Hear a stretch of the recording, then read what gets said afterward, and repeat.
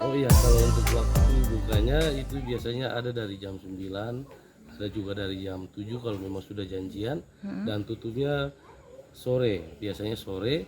Kalau untuk kalau misalnya ada mau diperpanjang sampai malam, bahkan sampai jam 12 juga boleh. Itu kita juga siap di atas. Oke. Kemudian juga biasanya ada juga yang melakukan liburan bersama keluarga di atas, kemudian melakukan ibadah-ibadah di atas nuansa alam, itu paling sering. Kalau untuk camping, nanti kita lihat ke depannya, kemungkinan besar kita akan coba untuk membangun itu, karena fasilitasnya juga yang masih ada kan baru gazebo. Artinya kalau untuk camping juga minimal ada tenda-tenda seperti itu. Siap.